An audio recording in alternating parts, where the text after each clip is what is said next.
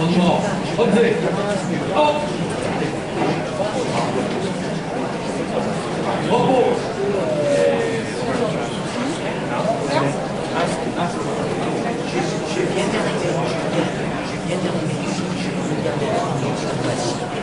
Il faut que je le voie.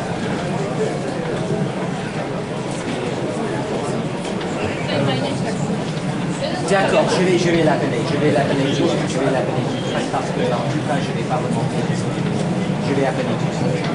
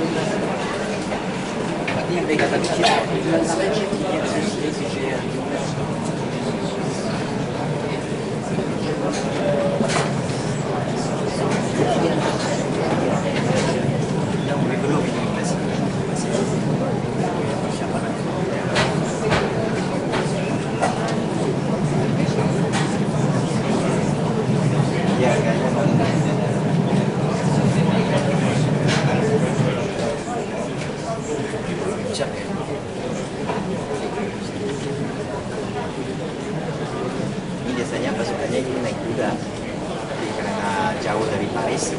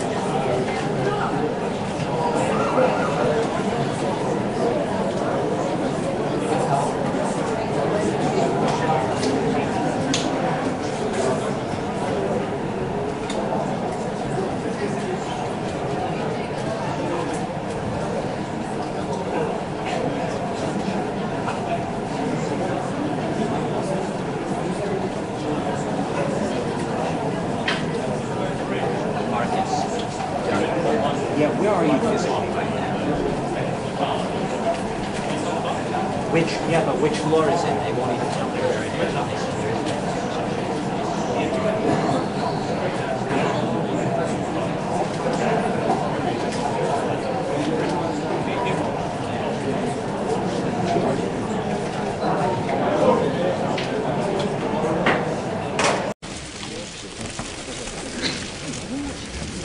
Mesdames et messieurs, bonjour. Après 2 jours de discussion très dense et une ambiance marquée à la fois par la gravité de la situation et la nécessité de l'unité de la communauté internationale, nous avons donc travaillé à la fois sur des enjeux de court terme pour réduire la portée des crises et de long terme pour nous faire retrouver à l'économie mondiale le chemin de la croissance. Je voudrais partager avec vous en quelques mots les 3 messages du sommet. Le premier concerne l'Europe, qui a tout mis en œuvre pour apporter une réponse crédible à la crise. Il était essentiel que l'Europe arrive unie au G20. Nous avons reçu le soutien unanime de nos partenaires et il me semble que nous avons progressé sur 3 points essentiels de la mise en œuvre de l'accord du 27 octobre.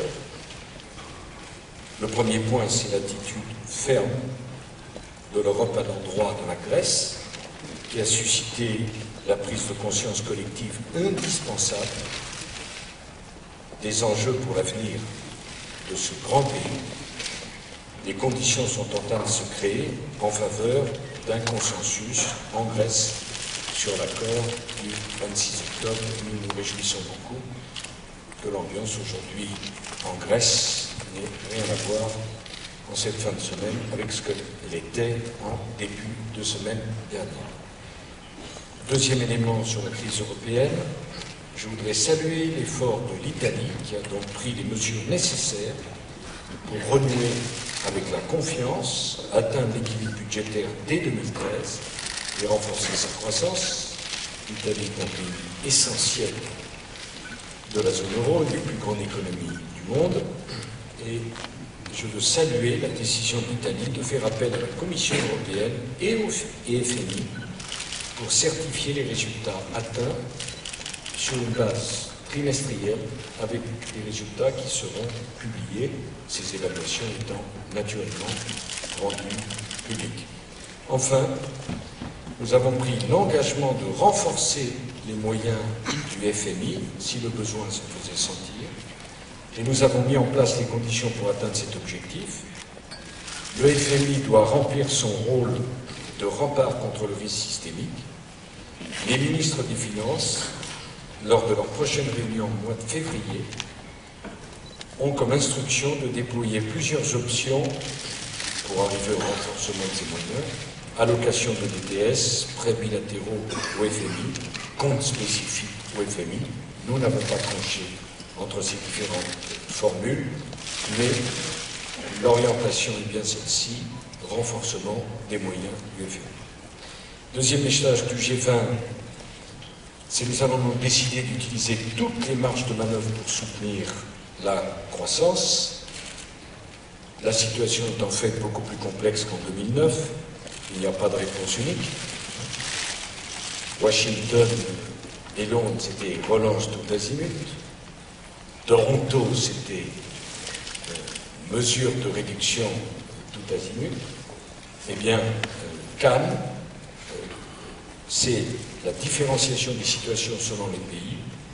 Et il est indiqué dans le communiqué final que les pays dont la situation budgétaire est solide, je pense à la Chine, je pense à l'Allemagne, ces pays feront jouer les stabilisateurs automatiques et sont prêts à prendre de nouvelles mesures en faveur de la croissance. Nous sommes donc sortis du statu quo de Séoul qui avait donné lieu, vous le souvenez certainement, à une opposition entre les pays sur ce thème. Par ailleurs, les pays qui disposent d'excédents extérieurs importants s'engagent à augmenter la demande intérieure et à accélérer la flexibilité de leur régime de change afin de réduire à moyen terme l'accumulation de réserves de change. Vous voyez très clairement le grand pays qui a pris ces engagements, et c'est une excellente nouvelle. Enfin, et c'est une grande innovation, le plan d'action pour la croissance prend pleinement en compte la dimension sociale de la mondialisation. C'est la première fois que les pays du G20, et notamment les pays émergents, indiquent leur volonté de mettre en place des socles de sécurité sociale. Et par ailleurs, il y a un engagement de l'ensemble du G20 à dire que la protection sociale, le modèle social, le niveau de protection est favorable à la croissance et n'est pas contradictoire avec la croissance. Je crois que c'est la première fois qu'un sommet international affiche si clairement l'objectif qu'un haut niveau de protection sociale est favorable à la croissance. Dernier point, des avancées fortes, me semble-t-il, sur les priorités de la présidence française. Sur la régulation financière, nous avons décidé de publier, le CSF, le Conseil de stabilité financière, publiera aujourd'hui même une liste de 29 grandes banques systémiques internationales dont nous avons décidé qu'elles seront soumises à des obligations de transparence et de régulation renforcées. Deuxième élément, la publication par le Forum global de 11 pays que nous estimons être des paradis fiscaux. Antigua, Barbuda, La Barbade, Botswana, Brunei, Panama, Seychelles, Trinidad et Tobago, Uruguay, Vanuatu ne se sont pas dotés d'un cadre juridique adapté à l'échange d'informations fiscales. Nous ne voulons plus de paradis fiscaux. Le message est très clair. Nous ne voulons plus. Et les pays qui demeurent des paradis fiscaux avec la dissimulation bancaire seront mis au bord de la communauté internationale. Les choses ont beaucoup progressé. Elles doivent progresser encore. Je précise que la Suisse et le Liechtenstein ne se sont pas qualifiés en phase 2 tant qu'elles ne remédieront pas à certaines déficiences identiques. La crédibilité de tous les engagements contre les paradis fiscaux, c'est la publication systématique à chacun de nos sommets de la liste des pays qui ne feront pas ce qu'il faut pour sortir d'un comportement inadmissible. Nous ne sommes pas décidés à tolérer cela. Je voudrais vous demander de vous souvenir qu'à Londres, il y a 3 ans, j'avais dû menacer de quitter la salle si une liste des juridictions non coopératives, car à l'époque on ne prononçait même pas le mot paradis fiscal.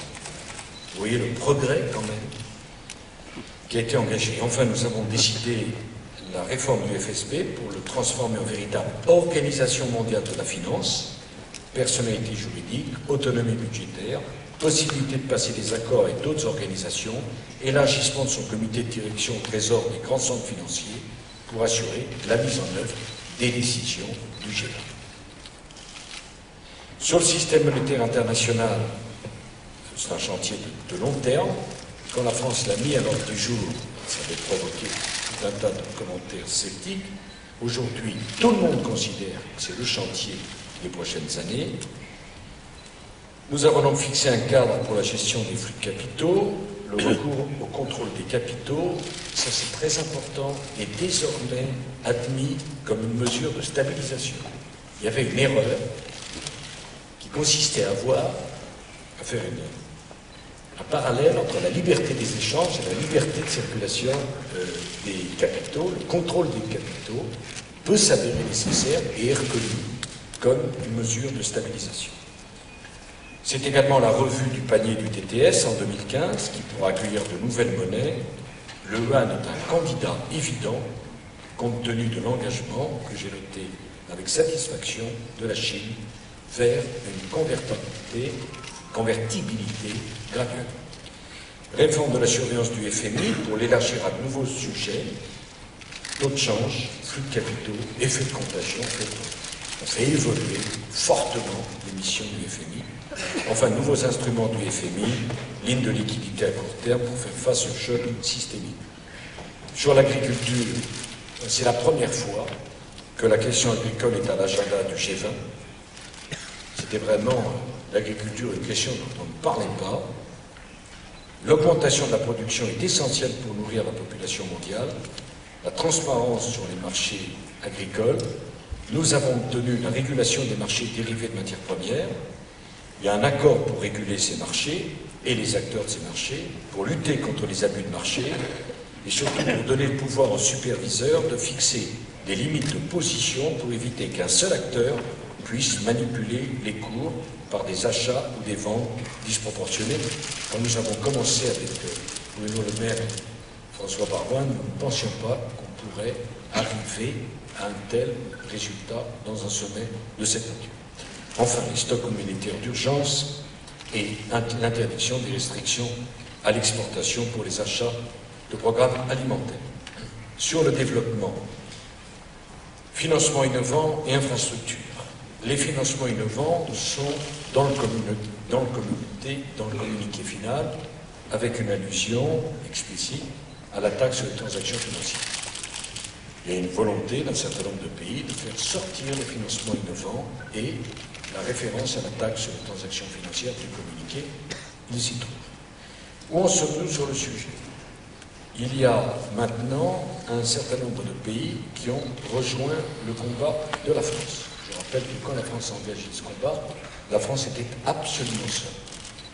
Aujourd'hui, à part la France, la Commission européenne, l'Allemagne, l'Espagne, l'Argentine, l'Union africaine, l'Éthiopie, l'Afrique du Sud, le secrétaire général des Nations Unies et le Brésil qui nous a dit son intérêt pour la démarche sont favorables au principe d'une taxe sur les transactions financières.